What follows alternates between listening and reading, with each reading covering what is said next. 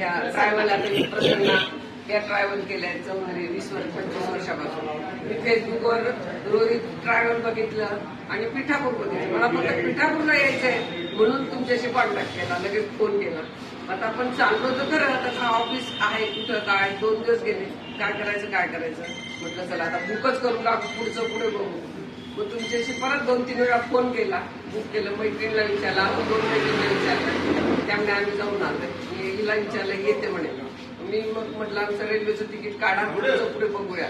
गेलं वेळ नाहीच मिळाला आपल्याला जायला, तर आपण रेल्वेचं तिकीट कॅन्सल करू. तर मी न ओळख असता ऑफिसला गेली, मी फोनवर बोलून 4 वेळा बुकिंग केलं. पहिल्यांदाच मी म्हणजे दुसऱ्या टूर बरोबर येण्याची हिंमत केली नाही. आणि एक गोष्ट म्हणजे काय, कधी फोन केले त्यांनी फोन उचलला नाही करता येईल, एवढं आनंद वाटला मला. सगळ्यांना खूप चांगलं सांगितलं. मी रोहितच्या दृष्टीने फक्त बोलतो. रोहित म्हणजे तुम्ही सगळं रामायण ऐका, सगळं झालं.